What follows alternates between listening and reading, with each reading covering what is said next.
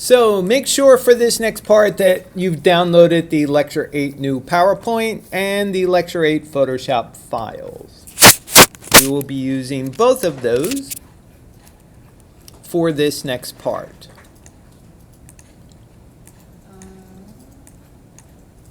Yeah.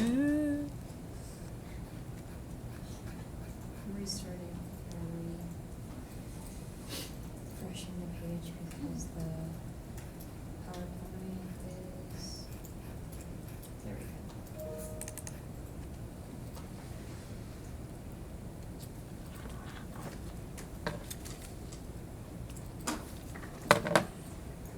go. Okay, so my PowerPoint is similar to yours. Actually, it's the same thing. It's just I have some stuff that I disabled because we don't usually get that far.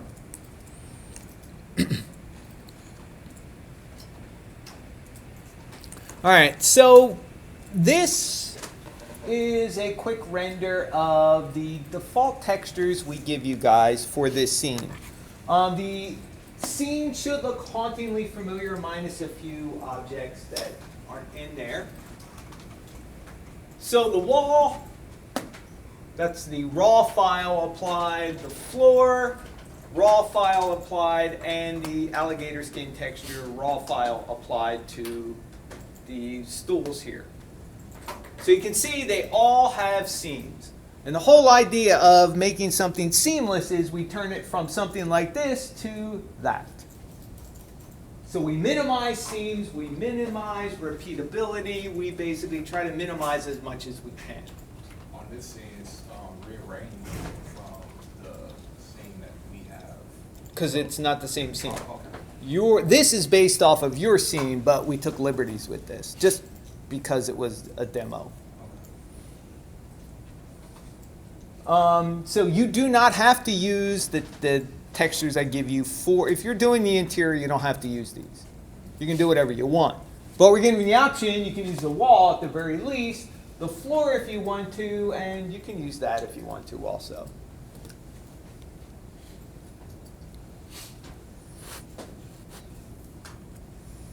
All right, so appropriate reference, and when we talk about reference for this portion, we're talking about the actual textures we're going to be using, or something we're going to take and make repeatable. So we're going to do our Photoshop intro, kind of go over the interface of Photoshop a little bit, just in case anybody's a little rusty on it, and kind of go through the seamless texture process for the wall. So a couple things to avoid. This goes for your look development as well as texture images. You always want to avoid artificial light, shadows, and reflections.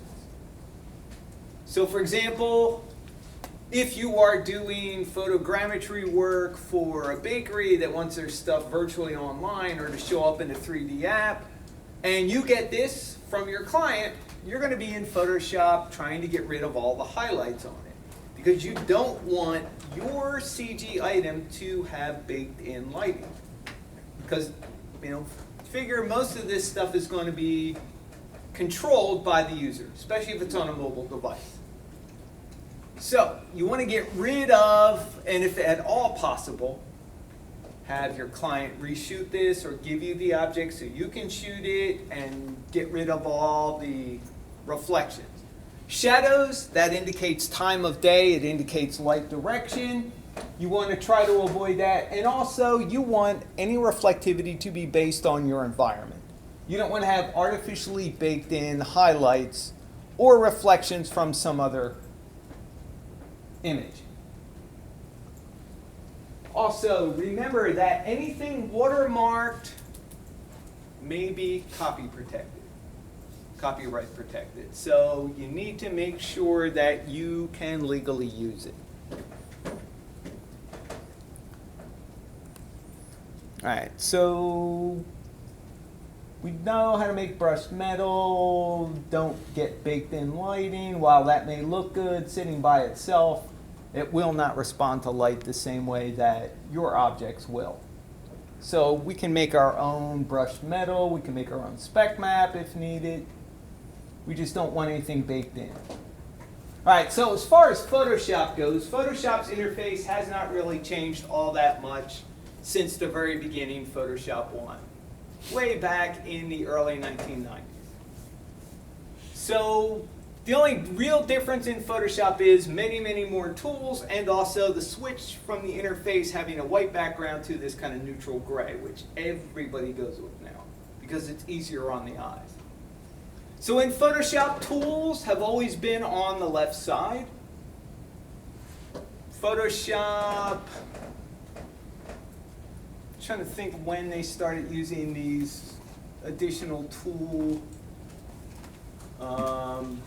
icons, probably around Photoshop 4, Photoshop 5, maybe Photoshop 3. When they started to have tools that were similar, they grouped them together so you have a little triangle next to the icon. If you click and hold, it will show you tools that are related to the main tool in the icon. Whenever you choose a tool in Photoshop, across the top, underneath the main menu set, you'll get tool options. A little bit like Maya's attribute editor. Gives you some things you can change as far as parameters go for the tool you've selected.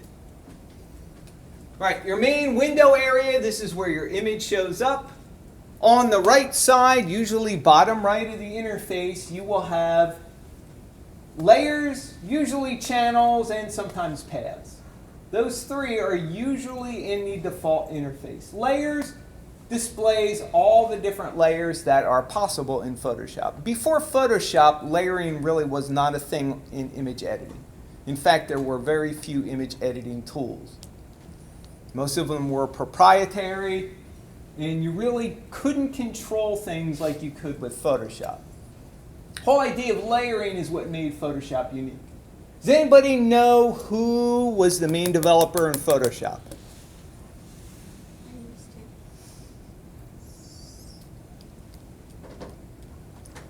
you by chance give me a moment. Yeah, you could look it up.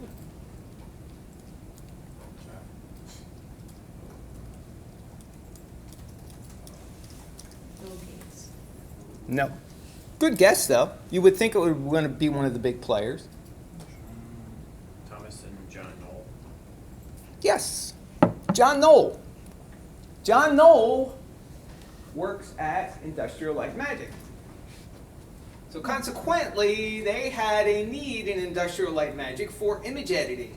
So they came up with an image editing tool with layering in it, which was mind-blowing at the time because when this first came out, there was Mac Paint, there was Corel Paint, and there was, I don't think Word or Microsoft had an equivalent paint package at the time. So there were very few paint packages around. So they came up with this kind of layering idea, and then they wanted to incorporate some compositing ideas in with layering so you can have layers interact with each other, which is what Photoshop does. Now, most of the time, layers sit on top of each other and they can hide things underneath. However, depending on what kind of layer it is and whether that layer has a mask, you can let things show through in lower layers. And based on how you blend layers together with a thing called blend mode, you can let layers underneath have an effect as they go through the layers above. So that is a pretty big deal to be able to do. And layers have, visibility, they have opacity, and they also have blend modes. So layers was a big deal. Channels is also a big thing. It shows you your image broken down into the channels. RGB, and then a combination of RGB. So you see 3 separate channels, you see the composite channel. If there's an alpha, you'll see an alpha in that channel area also. Photoshop also has the ability to use what are called layer adjustments. That means you can apply certain filter effects to a layer without it being destructive. Now, in Photoshop, if you want to apply one of Photoshop's filters, you can only apply it to a single layer at a time. So you select the layer, you go up, you apply the filter, it applies the filter to the layer, and it permanently alters your image. Whatever is on that layer. The thing about using layer adjustments is it is what we call non-destructive workflow, which is what I preach all the time. Because my whole philosophy is I do not want to touch my background, my base layer. Everything I do is on top of that, and it's undoable. So all the effects that I'm going to show you guys are going to be based on utilizing adjustment layers so that at any time we can turn off layers and get back to our original file. And also make sure you save a copy of your original source image. Don't ever work on the original, especially if you have a client that is crazy. And most of them are. I mean, if I were a client, I'd be crazy too, because it's your stuff and everything depends on, your look, and you want what you're paying for. So the whole idea is you have an adjustment layer. It allows us to create kind of filtered adjustments through which other layers will be shown. Much better than actually altering permanently pixels in a layer. And remember, an image can be made up of hundreds of layers. Each can have its own element.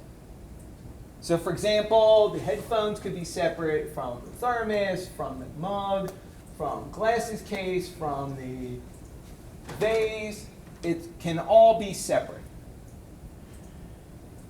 All right. So with adjustment layers, we have adjustments, obviously. Parameters you can change, attributes you can alter. They are all available to you. Now, a couple things that Photoshop does really well is, in its native format, when you open an image and save it as a Photoshop PSD, whatever format it was in gets converted to PSD and it does not get compressed. Photoshop format is virtually a lossless format, which means Photoshop can compress it, but anything it can compress, it can uncompress in a lossless level of quality. All right, so did we go over how compression works? File compression? At all? No. Okay. So imagine that this slide is my photo. And I want to compress it because I want to send it either email or I want to upload it to the web. And the file size is too big.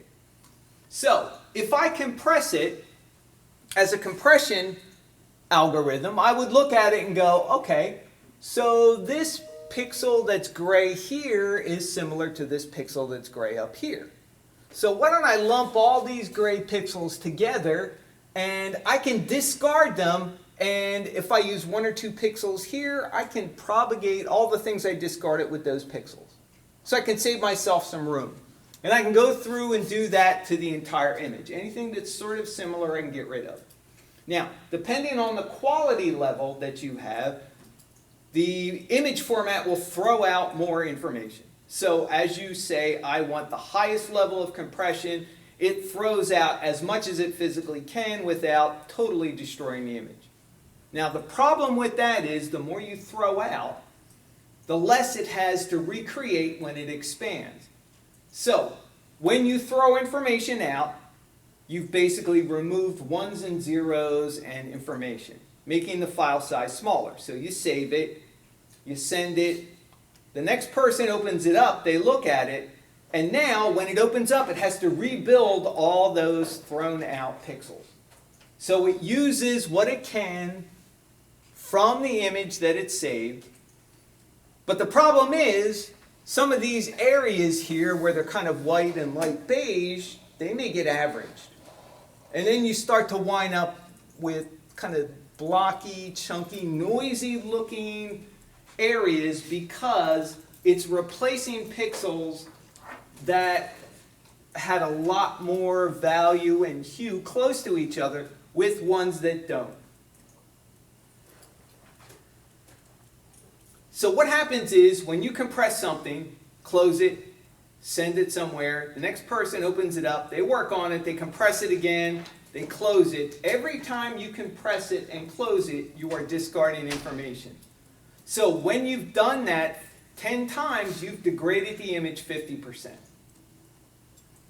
So the whole idea with Photoshop is save it in the native Photoshop PSD format, and then the compression stops. And then when you go to work on it, keep it in the PSD until you're ready to output it for use in either Maya or Substance or wherever it's going. 3D Studio Max, it doesn't matter. Blender. Does that make sense? So PSD will also save layers. TIFFs don't save layers, although theoretically you can. JPEGs don't save layers. PNGs don't save layers. EXRs can save layers, but it's a complex file. Yeah. PNG did, where it kept like more of the information. It keeps information, but not Photoshop layers. Oh, okay. It'll keep transparency information, but it can't keep all the Photoshop layers. That's just way too much for that format. And, you know, Or you can just like save them in the same extension multiple times in different layers. you could, but the trouble is you got to put it back together at some point into one layer. So you're going to be back into Photoshop, and you may as well just have a PSD. And if you actually have to do that and you can't email it, then you put it up as Dropbox or Google Drive or wherever, iCloud, and then send somebody a link and say, here, download it, because you need the original format. All right, questions? Does that make sense?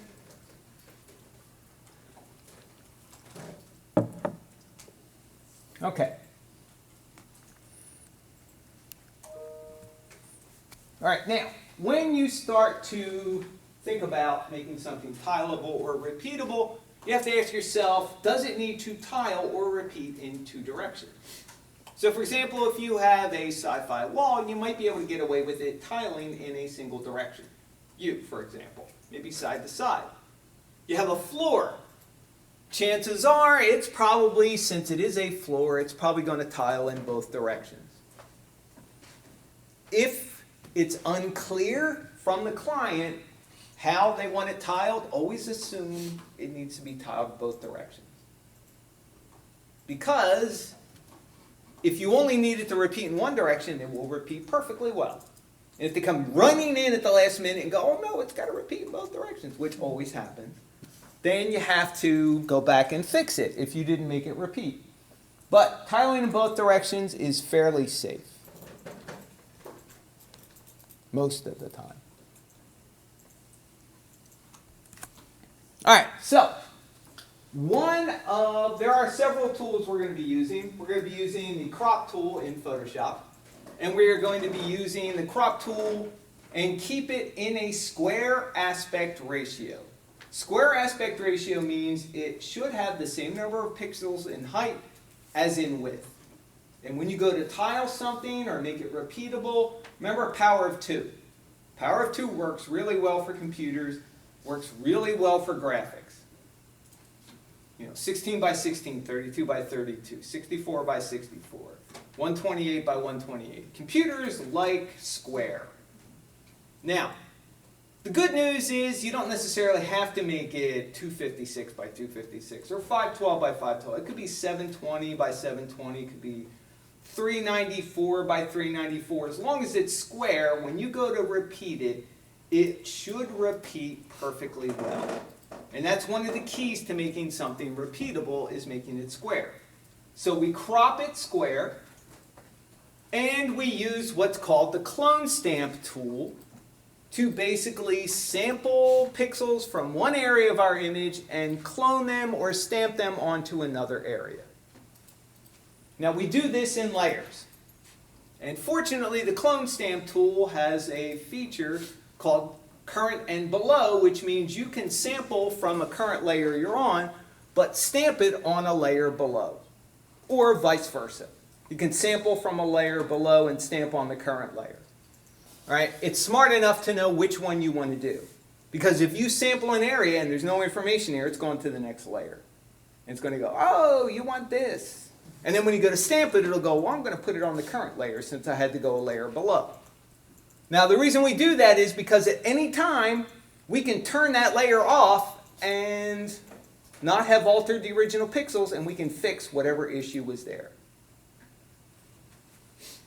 Also makes it easy if you want to use the eraser to erase something out. But once you've altered pixels, permanently, it's always much harder to go back. You can Z back, you can open the file again, but then you're out work.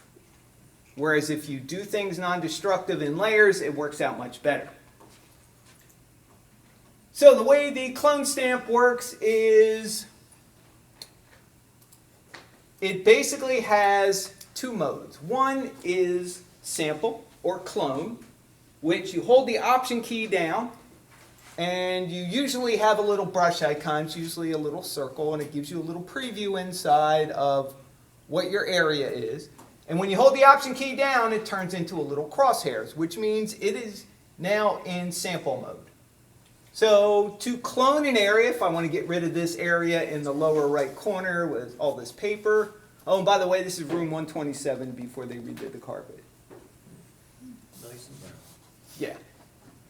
So, if I want to get rid of this paper or whatever it is in there, hold Option down, find pixels that are similar, sample the pixels, release the Option key, and now my cursor turns back into a little circle with a preview of what the pixels that I sampled look like. And I can place it over my area and then stamp it. And again, the whole idea is find pixels that are similar. And if you have a very large area, you want to sample pixels from different areas. Because if you sample from one area, it's always going to remember where you sampled from, and it's going to keep that in mind when you stamp. And as soon as you stamp, it's going to maintain that same distance. So you wind up sampling pixels over and over again if you're trying to move the brush around. So it's always a good idea to sample, clone. That didn't quite work, try and find another. Sample, clone, just try to do random areas so it's not a recognizable pattern. Now, there is another brush that we also use, and that's the healing brush. The healing brush works very similarly to the clone stamp, but the difference is it looks at the color that was sampled and the color that it's cloning, and it averages the two colors together. So it's kind of like a blending tool, a lot more than it is just covering up blemishes. That's really good, you'll find, when we do the brick and we've got two different colors of red. Or it's kind of like dark orange and light red. It works really well kind of blending the two together.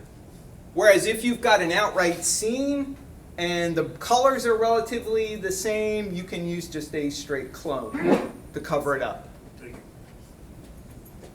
All right, so this file, the clone stamp practice JPEG, is in your Photoshop files folder. So open that up, and all you have to do is right click on that file and open with Photoshop. Open with Photoshop.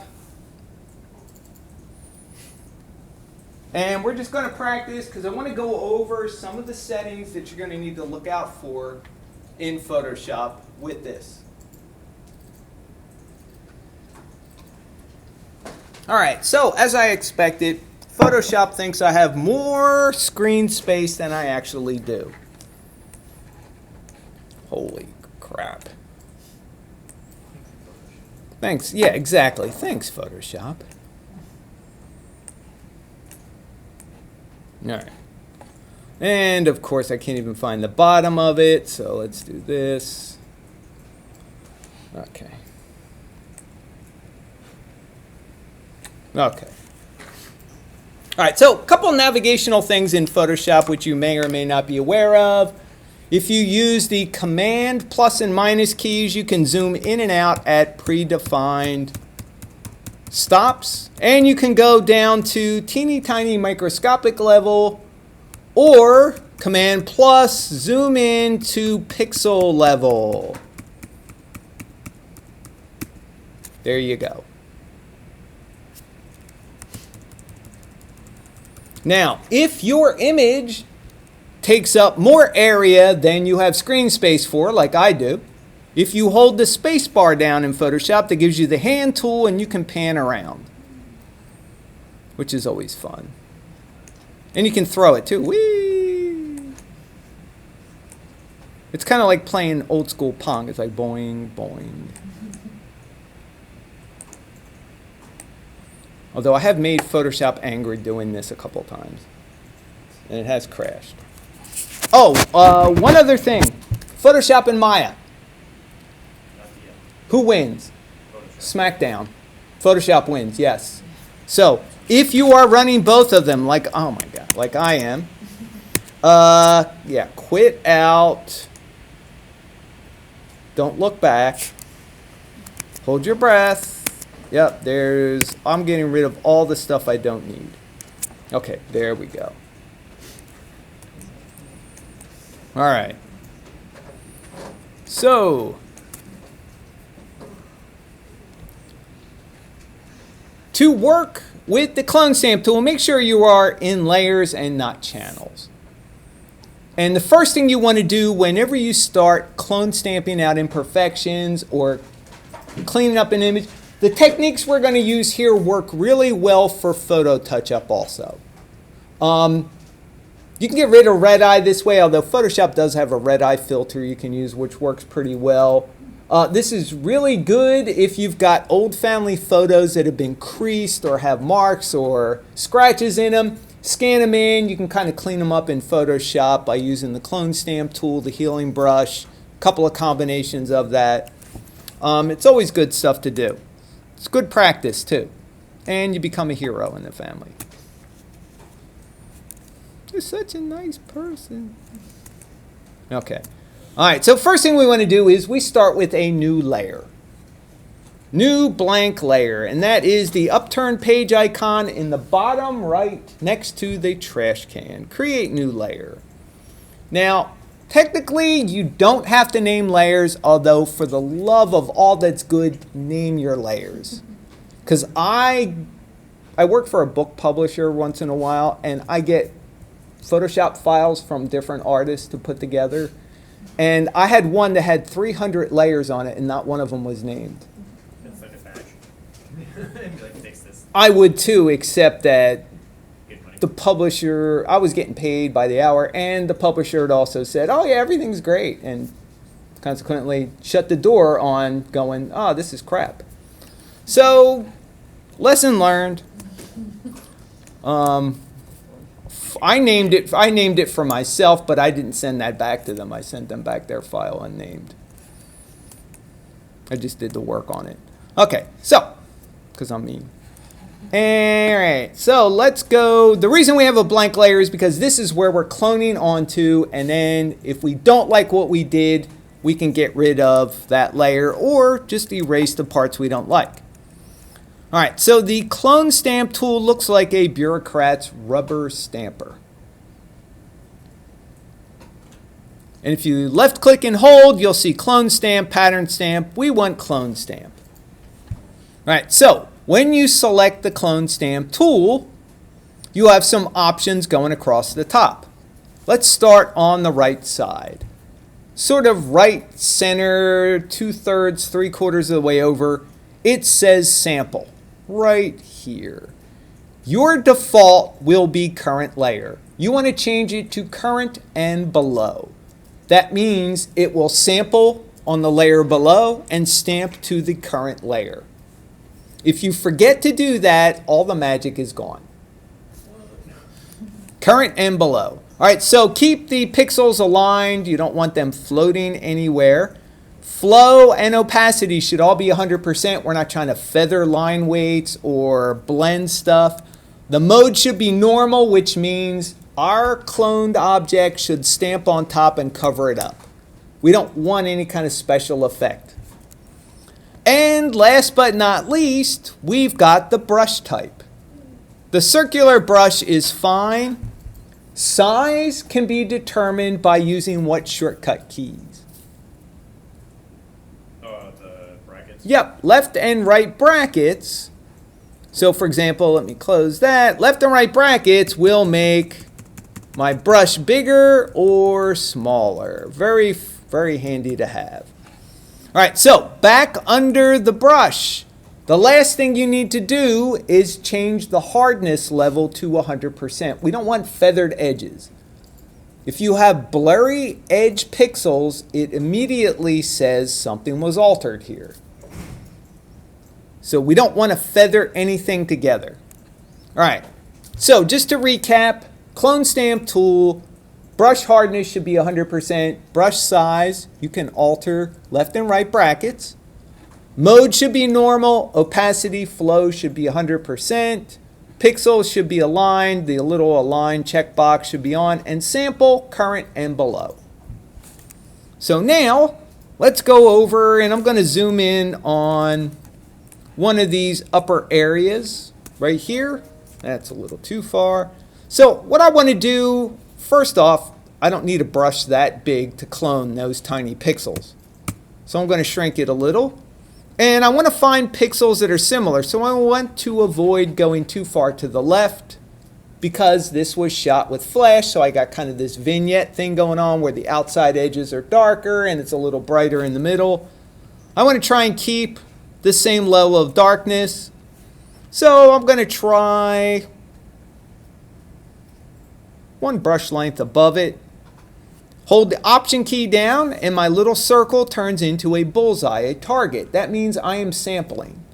If I left click, release the Option key, and now I've got a preview of what that looks like in my tool. So now I can see what it looks like before I stamp it. So when I stamp it, I can turn off my layer and I can see what it did. If I don't like it, I can Z back and redo it again, or I can just delete that layer, create a new layer, and start again. Questions? Does that make sense? So go through, practice it a little bit, see what you come up with.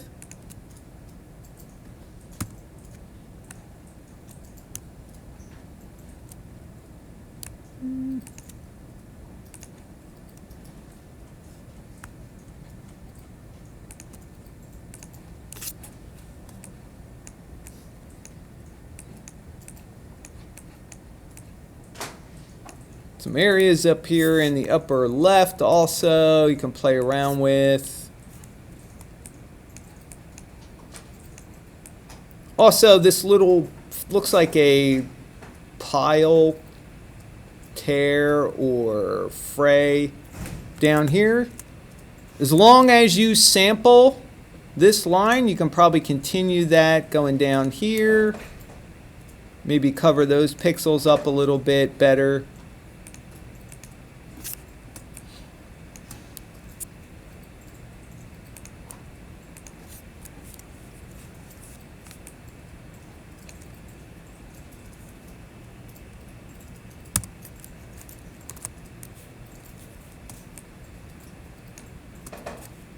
All right, so for big areas, like here, well, bigger areas, I should say, you might think about increasing your brush size and then doing it from sample it from a couple different places.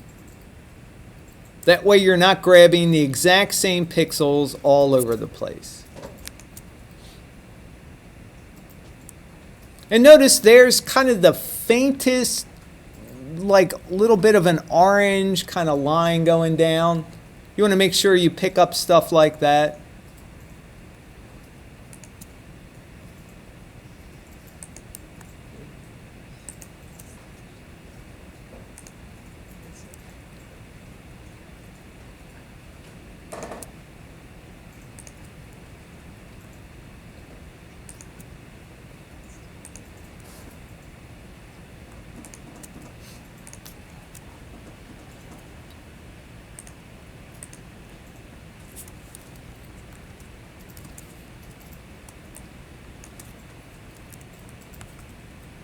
Right, questions so far? Does that make sense?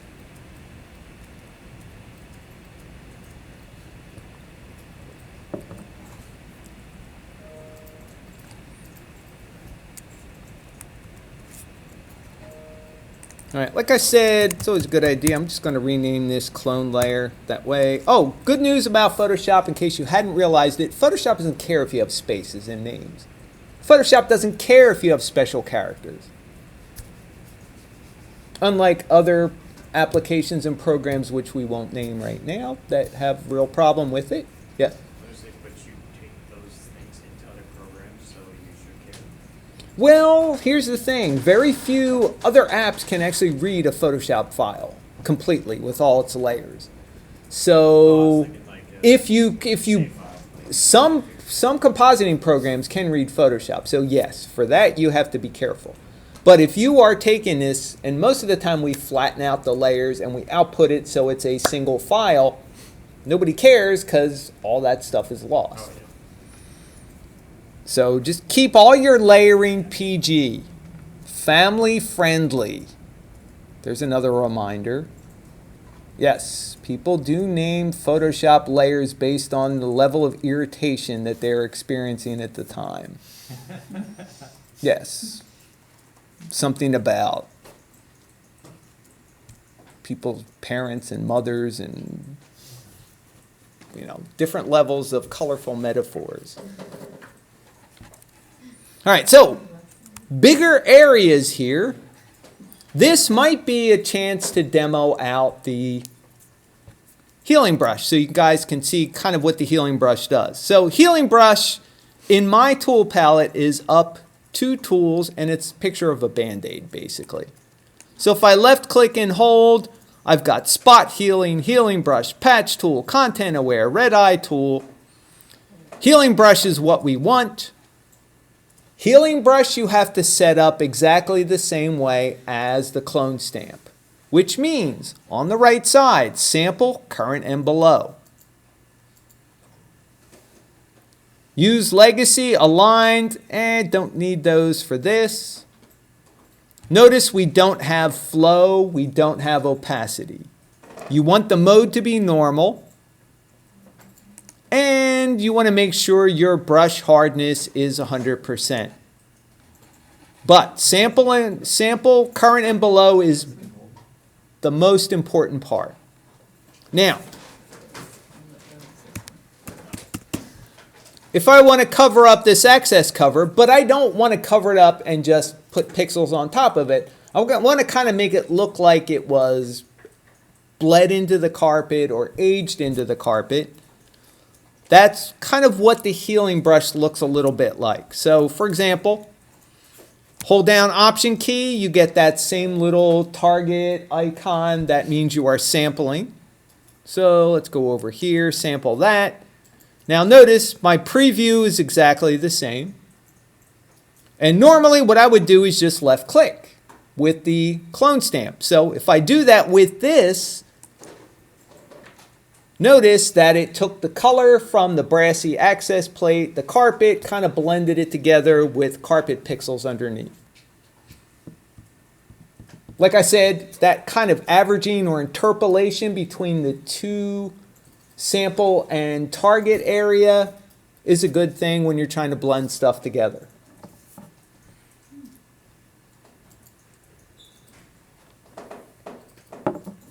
Also, it might be a way that if you want to create, if you don't have access to Substance and you might want to do some of this in Photoshop, you can make a separate layer, cut the access cover out, put that on another layer, and make it look like the brass has bled into the carpet and kind of create that little feathery area around it.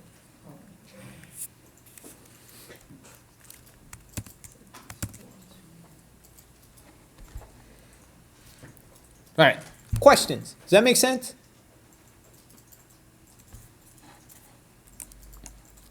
All right, so if you want to save this for your own purposes, great. Save it as a PSD. That way you'll have your layers.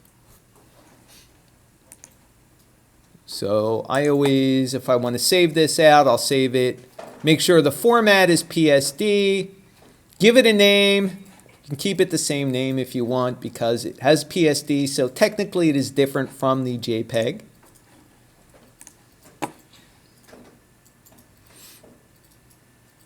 And there we go. So now I have a PSD version. Notice my JPEG.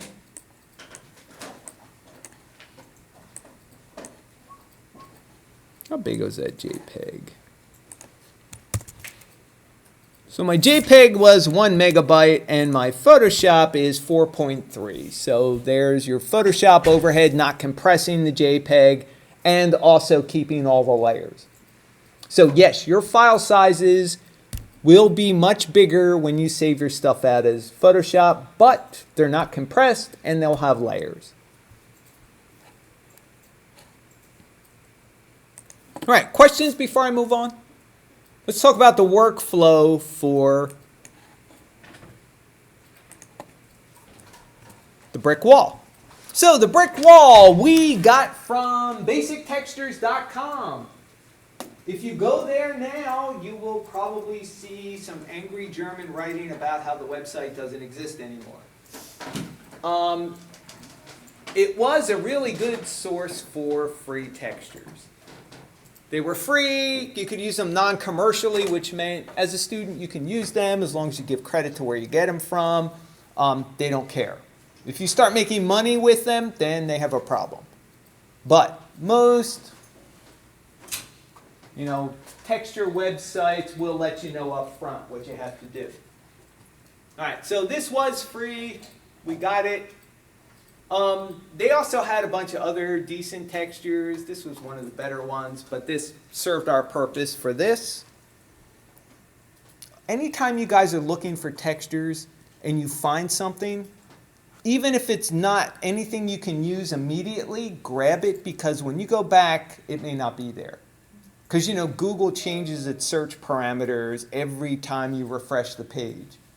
It shows you stuff in a different order. So what you liked may be buried, or it may just fall off the grid, or the site got taken down. So there's always that possibility. So I like using other search engines sometimes. Yep. Because Google is always like the most active one. So. Yep. So sometimes stuff is there when you go back for it. Other times, not necessarily so. So when you guys start working with textures, whatever you like, grab it, even if you don't use it right away, because like I said, it may not be there when you come back to it. All right, so first thing we do is we're going to take this source image into Photoshop. We're going to set our crop tool up to keep the image square, which is a 1-to-1 ratio. And I'm just going to kind of go through the workflow and then we'll do it. You said where's the crop tool again? Well, I have a picture of it in the PowerPoint. So you have a copy of the PowerPoint? You should download it because it contains the workflow for everything. So crop tool looks like two right angle together to form a square. All right, so we crop it, keep it square. Then we offset it. Offsetting in Photoshop is a filter that allows us to see what happens if we take our image and repeat it. Because offsetting kind of works like repeat UNV in Maya. Takes the left side, moves it over to the right, the top moves it over to the bottom. Generally what we do is, if my image here is 512 by 512, we usually offset it so that it's in the middle.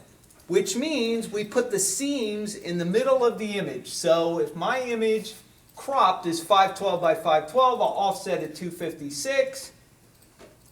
Horizontal, 256 vertical, so my seams are right in the center. And then I can see if I need to go in and clone stamp, or if I got lucky and it looks perfect, which never happens, but you could be optimistic.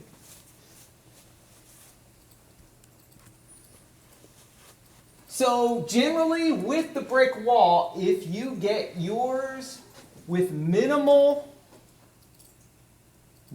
seams like this, I got little small brick at the bottom, small one at the top, that's easy to clone out. I got a few seams in the middle here. I can use the clone stamp and the healing brush to fix.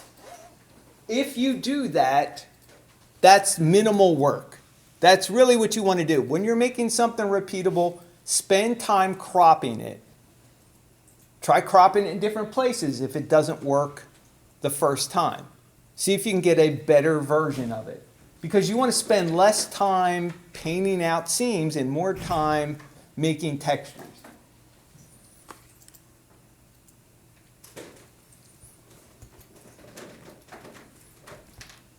All right, so you can use as many layers as your heart desires for clone stamping. You might use one, you might use two, you might use one for vertical seams, one for horizontal seams. Your choice. Next, what we do is we take all of our layers and we duplicate them because we need to apply another filter to this. And when you apply a filter in Photoshop, you can only use a single layer.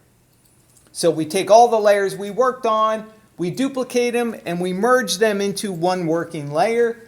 And then we can apply our filter to it. The filter we're going to apply is called a high-pass filter.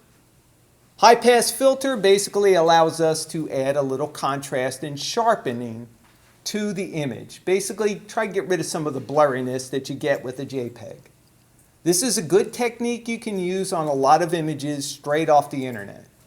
Now, Photoshop does have tons of sharpen tools. It's got Unsharp Mask, Smart Sharpen, Sharpen, Sharpen More, Sharpen Edges, and Motion Sharpen, I think, now. Those are great. Most of those tools are more for photo retouching. For textures, most of the time you just want to apply a blanket. Let's make that image look a little crisper. So we apply a high-pass filter to it. When we apply the high-pass filter, basically what it does is it allows the midtones to show through. It takes the highs, which are the whites, and the lows, which are blacks, and gets more contrast between them. Now, this looks awful, and you go, what happened to all my work? Well, then we use a blend mode on our high-pass filter layer. And that blend mode is called overlay that allows it to show through. And what happens is it allows the layers underneath, which are these layers, to show through the sharpened layer. So it keeps the mid-tone information, but the darks and the lights become crisper. They have more contrast between them. So kind of hard to see. High-pass filter on the right.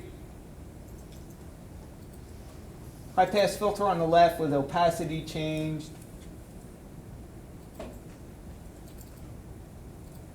And in Photoshop, you can group things together into a, basically it's like a folder, but it's a layer group. All right, so let's do that. So let's kind of go through this step by step. Open up the image in Photoshop. There it is. Now, in Photoshop, how do you find out what your image size is? There are multiple ways. Okay, go to Image. Image size. Perfect. That's great. That works. Any others? Canvas size. Canvas size. Yes, if your image and canvas are the same size. Sometimes you will get an image that's sitting on a white background. So your canvas is actually bigger than your image. So you have to be kind of leery about that. That will work. In this case, it would work. They would be identical. Any place else?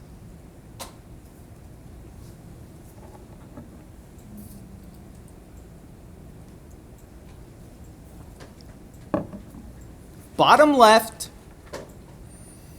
where it says doc, and it shows you the size of the file in megabytes, 3.52 for mine. If you left click and hold, that will show you the width, the height.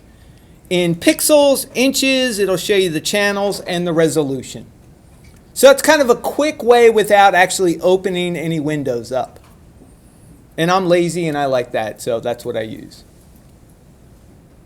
All right, so this image is not square. It's 1361 by 904. Now, in order to make this repeatable, we need to make it square. And when we make it square, we have to look at a couple things. First off, this is a brick wall with grout in between the bricks. So wherever we crop it, we have to keep in mind that whatever's at the bottom has got to line up with the top. Yes? Just crop it in the grow. Yep, that's exactly what we do. So we try to keep as much of the image as possible. We're going to get rid of the bottom course, the top course, crop it more or less in the middle of the grout, and we also want to crop it so we crop out the watermark. And I usually like to use a couple of grout edges where I can set my crop up. They're not all going to line up because the bricks were not all laid out perfectly equal apart from each other. So first I want to start with my crop tool, which is 5 tools down from the top. Now, in the upper left, notice you have some different aspect ratios or ways to crop. We want to keep it 1:1 square. That means whatever we do with this crop, it's always going to force us to maintain a square aspect ratio. All right, so I'm just going to come down, rough crop it, pull it down here, pull it up here. So I still have a bit of that watermark in there in the lower left corner. If I click inside my crop area, I can actually move the image around inside that crop mask.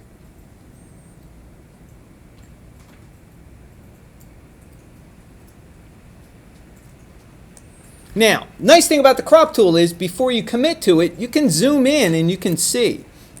Like I'm looking here and I'm like, that's okay, but it's not really the greatest.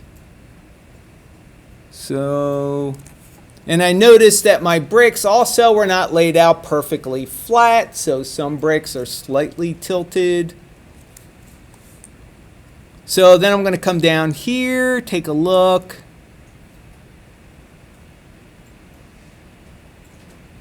And you try and put it in as best you can.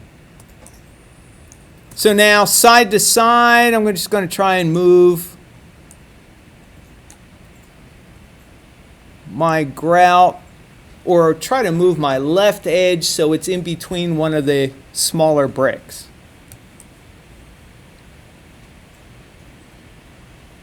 All right, so now left side is going to line up with the right. Top is going to line up with the bottom. So half grout line at the top should line up here with the grout line at the bottom and put it together and make it look like a normal layer of grout. So once you think you've done a pretty good job setting up your crop tool, how do you complete the crop operation in Photoshop? Enter. Or you can also click on the little check button up top there. And you can also cancel it. You can reverse the crop tool back to the default. But for us, let's try to crop it. So now I've cropped it. Ooh. One thing you want to make sure in your crop tool options, let me Z back.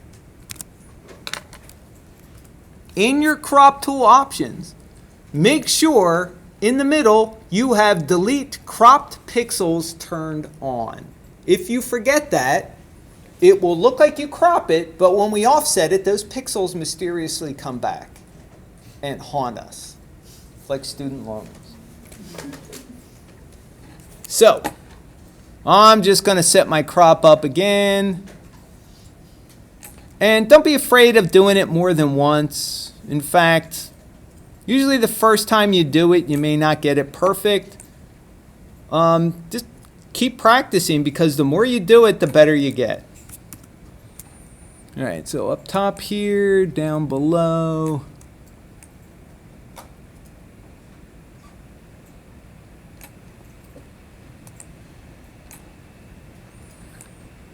All right. So delete crop pixels is turned on. I hit enter. Now I've cropped it. Now I need to find out what the new image size is. Now, this is all before I've saved it, because I don't want to save it yet until I'm sure this crop will work for me. In case I ever have to just close out of Photoshop, don't save anything. So how do I find out my new image size? Well, yeah, we can go to the bottom left and take a look at the dock.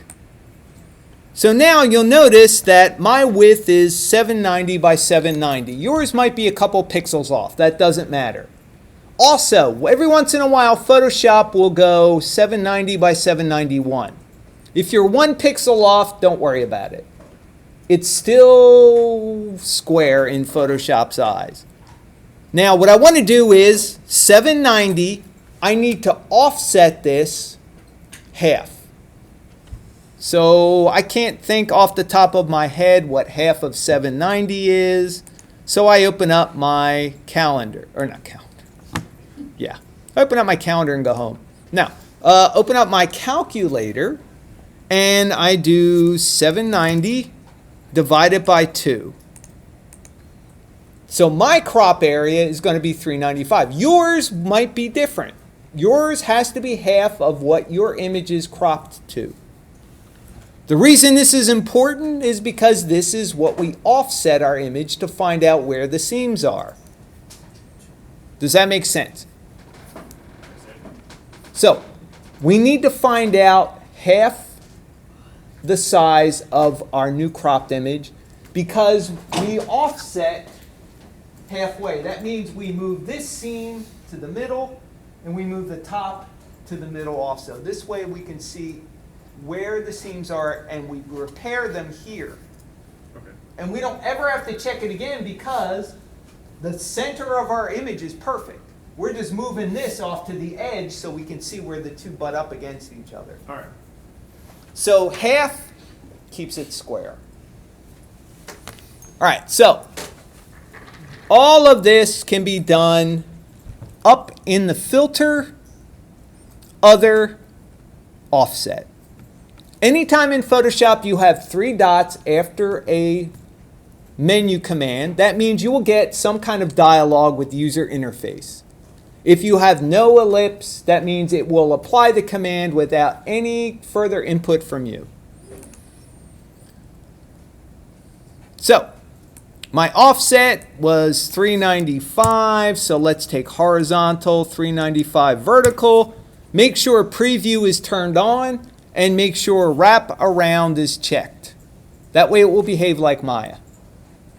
So now, with preview, I don't even need to click OK, because if I don't like it, I can cancel and I can undo. All right, so notice I got a little bit of cleanup here. I got some extra spots up top. I got some brick here I can clone out, or I can make that grout. Same thing here, clean that up.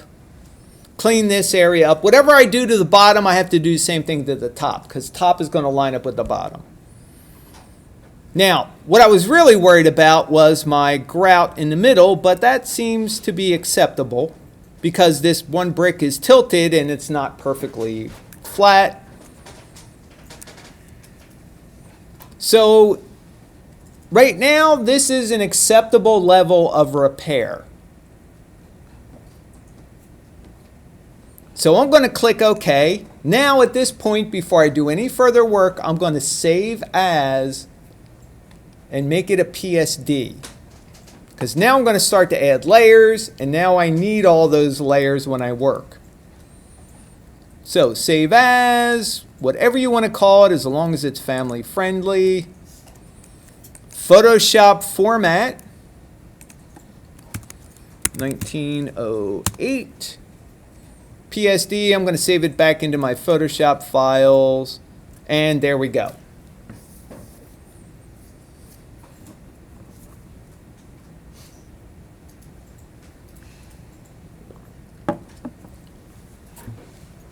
All right, so like I said, I like brick walls as a first step in teaching repeatable textures because straight lines, right angles make for fairly easy success.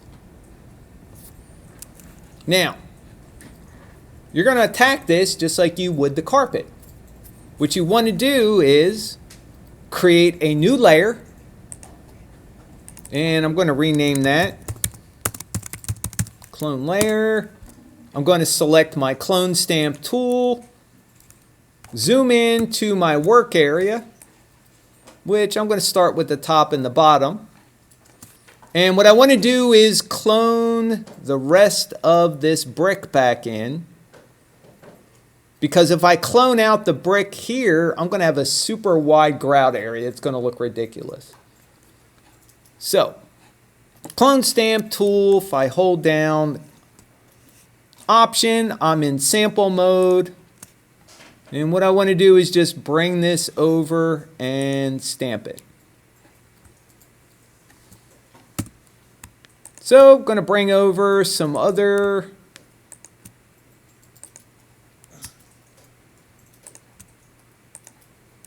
Now, I do have a couple lines here, so what I might do is use the healing brush and just try to kind of average this out so it doesn't look so splotchy.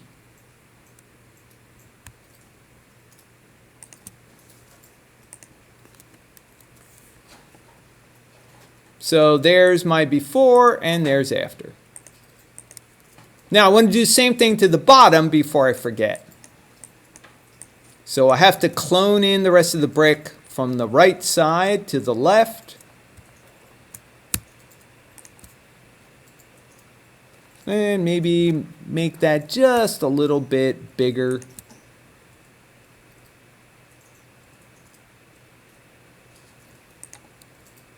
Now, I'm in the healing brush, so I don't like that. Undo that and go back to the clone stamp brush. So you have to be careful when you're switching back and forth. There we go.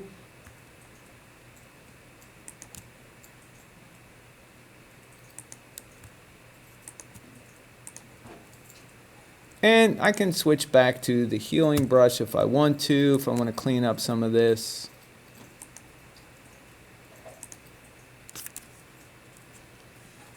All right, so again, before, after.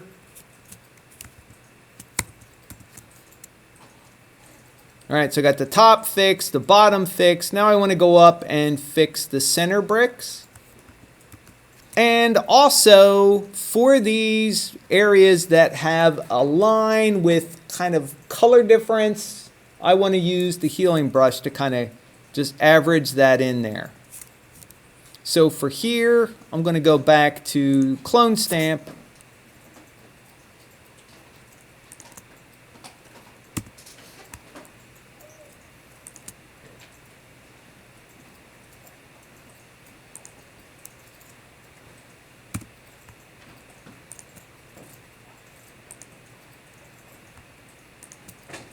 And I always like to sample different areas.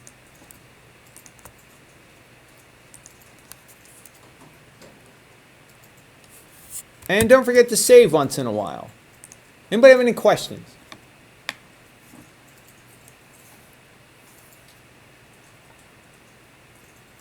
Some people like making repeatable textures because once you get going, you can doing cleanup, you can kind of get in the zone and put on headphones and drift off somewhere. Because all you have are pixels in front of you. That's it.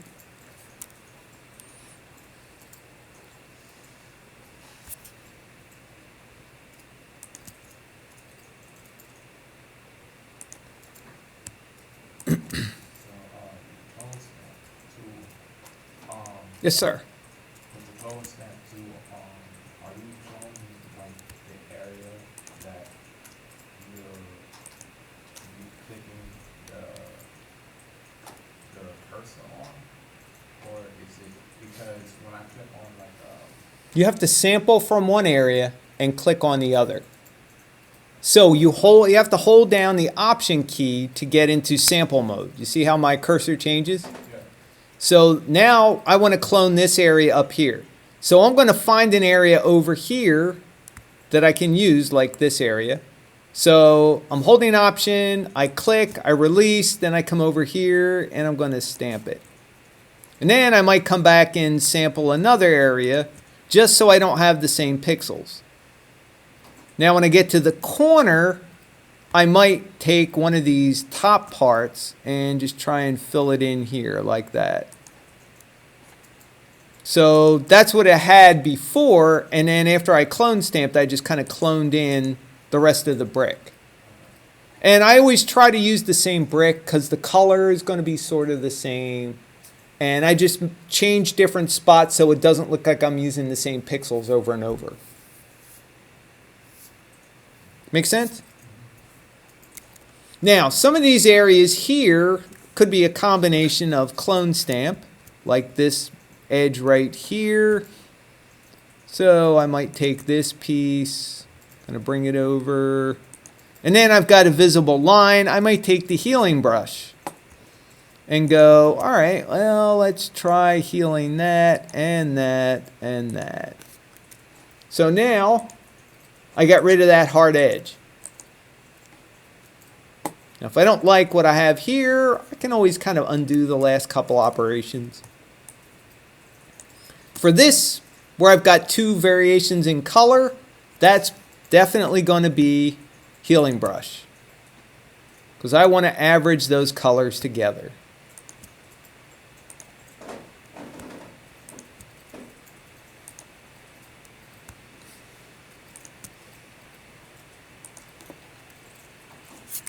And don't forget to save.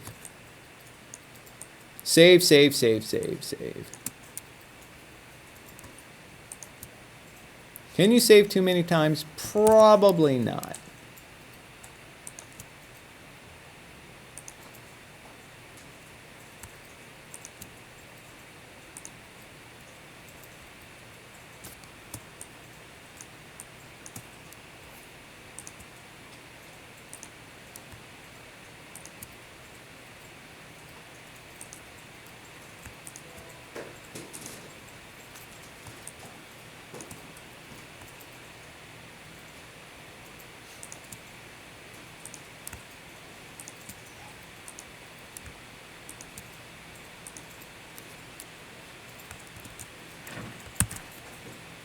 Right, now also don't forget the grout areas too, because there is a seam in the grout, especially coming down the center here.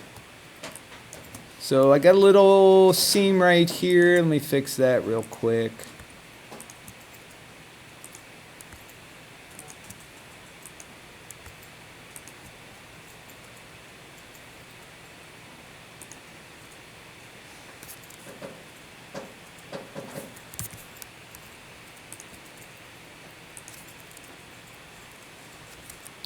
Alright, so grout, there we go right here. So I'm going to try and fix that. What I'll do is use the clone stamp and sample a very small area because I don't want any brick in there.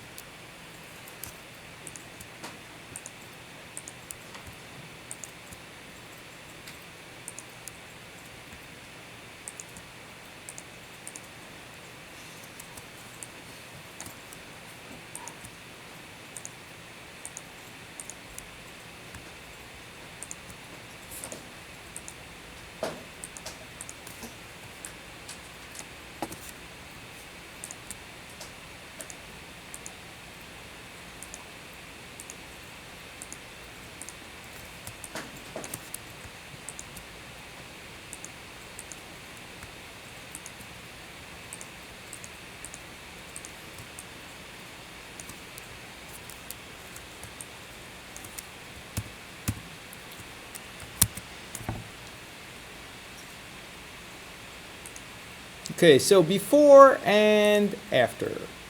Hopefully it looks better. Don't forget to save.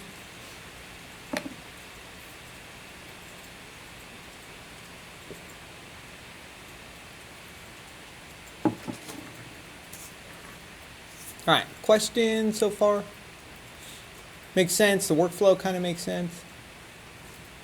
Alright, so technically, if we wanted to, we could make this our diffuse map.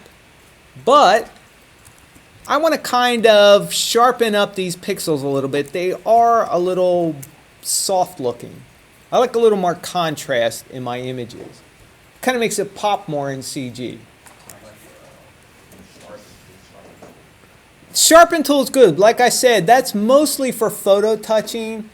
Usually as a texture artist, we just apply a blanket to the whole thing.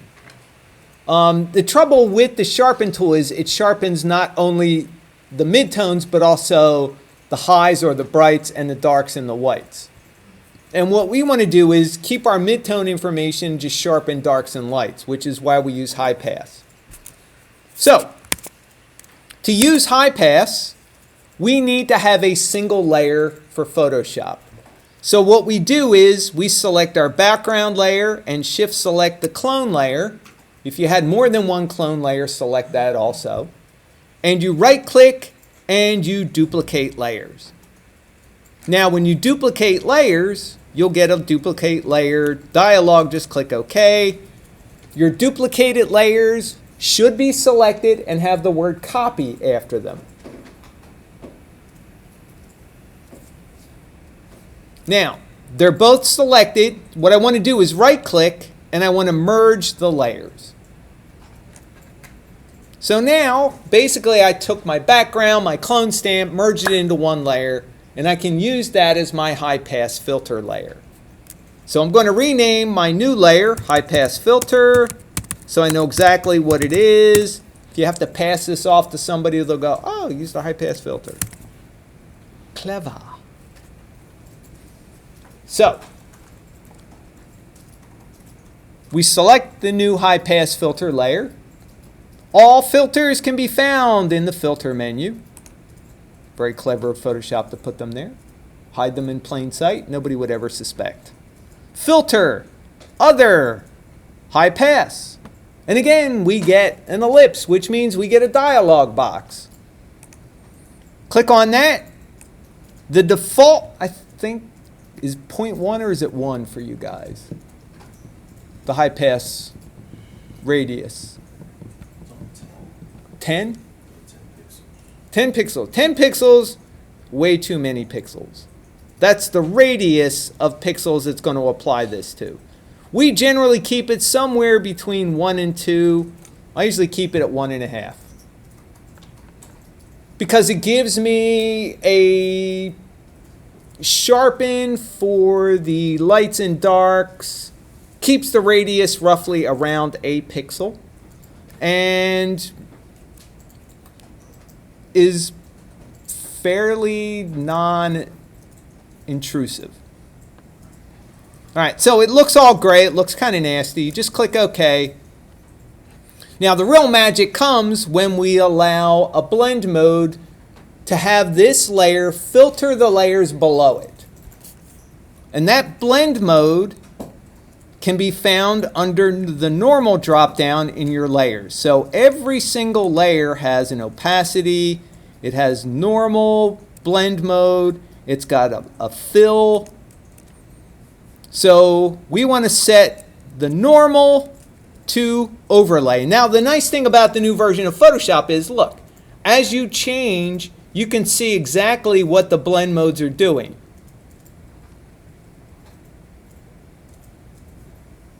When you get to overlay, you go, ooh, that looks more like what I want. Normal? No. Dissolve? No. Darken? No. Opacity? No. Overlay? Yes. Overlay, good. Now, at any time, you can go back and change that blend mode. So let's zoom in and kind of see what the difference is. So this is with high pass filter, that is without high pass filter. I'm not sure you can see it on the screen. It sharpens a little bit. Yeah, that's The shadows underneath the yeah, that's really all I want. I just want a little bit of sharpness just to make it not feel so mushy. Because it's going to go into Maya and we're going to render it. It's going to get mushy anyway, so we may as well give Maya the best possible food before it digests it. All right, so these 3 layers now are our diffuse map. Now, when we output from Photoshop to Maya, we're going to be using the Targa format because Targa can handle 24 bits or later on 36. So it is a fairly flexible, fairly lossless compression. Compared to JPEG, PNG is not bad. PNG is good. TIFFs are good, but they have some issues with pixel aspect ratio, squishing and compressing occasionally just because it's evil. I used to like TIFFs too, but all right. So this file, save as. Change the format to Targa. You probably have to scroll down for it. And I always like to put the word diffuse at the end so I know exactly where it gets plugged into. And if you hand this off to somebody, they'll go, oh, diffuse. Some people put color. Most of the time, that's diffuse color. So it's fairly easy. Some people put diffuse color, which is even better. When you save it as a target, it's gonna flatten, right? Yes. Okay, so, So we still have our PSD that we're working in with layers. okay, We're doing a save as. We saved as a long time ago when we first started working on this as a PSD. And when you save your maps out, you're going to do save as and save them out as a Targa, and it will compress all the layers for you, and you won't have to worry about it. okay, but I missed a step and I don't have a blank clone layer. Is that gonna mess up? Yes. I only have 2. Yes. Okay, so I should go back. Well, because that just means you cloned on top of your base layer, your background. At this point, probably not going to do anything unless you have to go back in and fix something for some reason. Say, for example, you take this into Maya, you render it out with all your maps, and you realize, oh, I got to go back in and fix something. Then you're kind of sunk. Do you have anything on your clone layer? Yeah. I have everything on my clone layer. So let me save Targa options 24-bit. So here's without my clone layer. Okay. Mine is just, I did a lot of stuff to it, so I can see it visibly on my clone. Yeah, just the more work you do, the more you're going to see on it. So, yeah. All right, so that is our diffuse layer. Now we want to make, out of this layer, we want to make a bump map because bricks should be bumpy. First off, let's figure out what do we need for a bump map. Yes? Noise. Noise for a bump map. Well, I thought that you just filter because that's all that. No, we're making a bump map from our diffuse map. Oh. See, what we want to do is take the brick wall we just made repeatable. Now we're going to make a bump map from this so we can use it, and we should be able to see the grout. We should be able to see the bricks. Yes, we need black and white information. Now, here's the deal. We don't want to make it black and white by going up to layer and applying that black and white because that filters everything. It basically destroys it. We want to use an adjustment layer, which is the half dark, half light circle at the bottom. And if you look and left click, in the center there is a black and white adjustment layer that will do that for you automatically. Now, you don't have to adjust anything because Photoshop automatically takes red and makes it the right level of gray. It does the same thing with green and blue. Now, the good news is anytime we want to turn this off, just turn off the layer and you've got your color back. So, we've got black and white information. Yes. we're halfway there. Now we have to look at the black and white information we have and figure out, does that do what we need a bump map to do? So which parts of a bump map come up off the surface? Whites, lights, and darks go in. So You need the bricks to come out. So we have to reverse this or invert it. And there is an adjustment layer for that. Well, couldn't we just do that in Maya too? You said that if we just go negative, then we flip. Yes, you can. But it's always a good idea to give, especially if you're not going to be doing the work, to give it to the artist the way it should be. And then they can always reverse it. So down here, bottom tier, invert. There we go. So now our grout is darker than the bricks. So now the grout should go in, the bricks, that's 50% gray. They're going to kind of be flat. Now, for a bump map, I want to get more contrast between my grout and my bricks.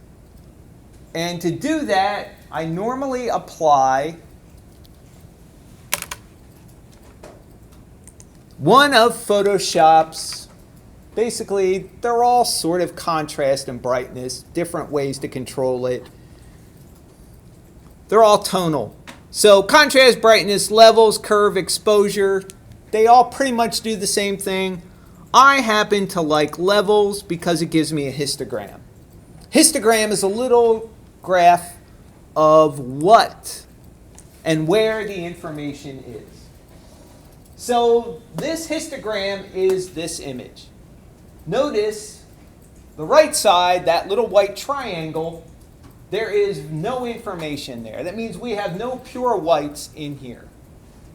Also, left side, darks. These are my shadows. We have no pure blacks here. Everything we have is basically here. The bulk of the information is this. That is 50% gray. So what I want to do is, first off, I want to make my high point somewhere over here, right where the curve starts to go up. I want that to be the brightest part of my image. And what that's going to do is lighten the bricks up. So if I take my slider and push it over, see what happens to my bricks. That's the default.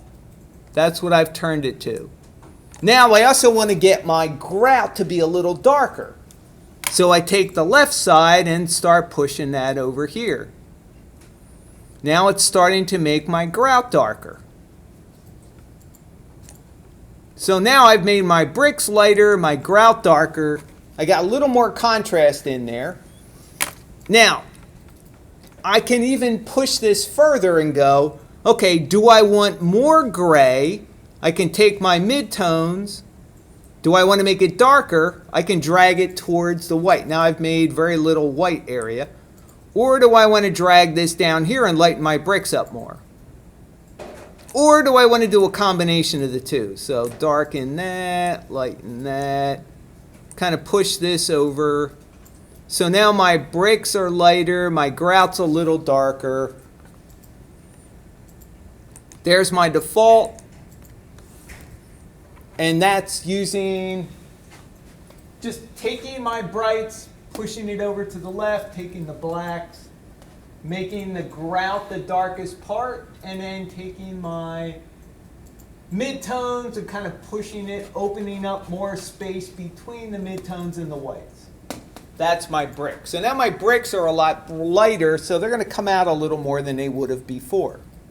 So the grout's going to go in, the bricks are going to come out a little bit more. I personally don't mind all the variations in the bricks because I like all the imperfections. Any areas that have these little black dots, that's going to be like air bubbles in a brick when they're made. So it could be little pop marks, little holes.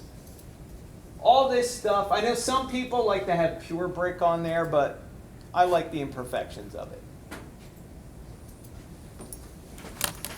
For the black and white layer, was it just a copy of the high pass layer? Nope, it was not a copy. It was an adjustment layer. Okay. You just go down and create a new adjustment layer, and it will put the new layer on top of everything and filter everything underneath of it.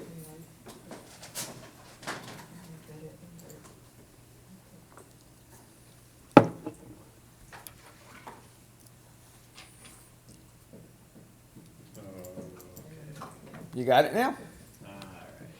And then for the levels one, what was that for? That's to get more contrast between the whites and the darks. I gotcha. So you can just take out the window and use it. Sorry, now I'm tracking. A lot of mistakes in my brick that I had to fix. Okay, so at this point, that's about what I want out of my bump map. So I'm going to save as Targa.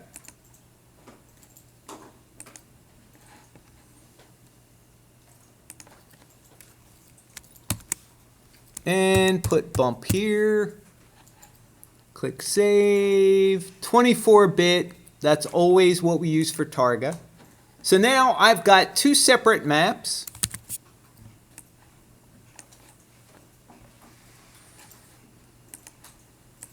So here's my bump, and there's my diffuse, both made from the same. So when they repeat, they should be more or less seamless.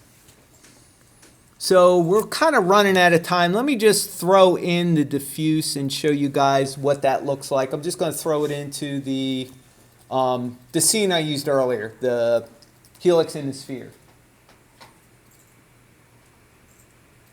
And actually, I'm going to just throw it on the ground because that's the easiest. All right, so this should still be set to the last one. There it is, good.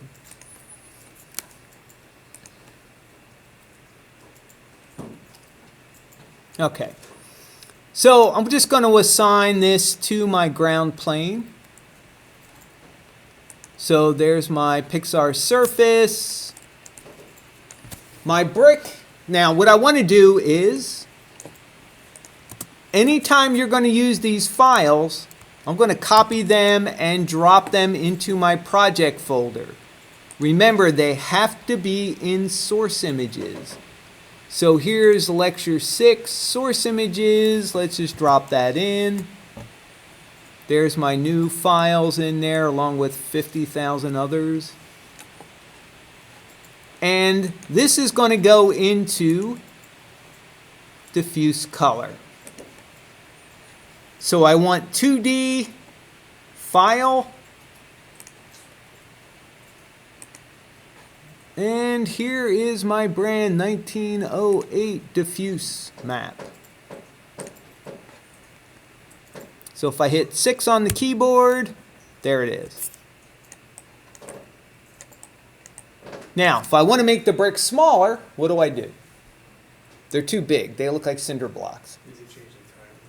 Yes. So that is the place 2D that is attached to the file. Remember, if I can't see it here, I can get to it in the hypershade. So I can graph my Pixar surface. There it is. And whoops, not 22. That would not be cool. 22 and there we go. Let me take off that mask.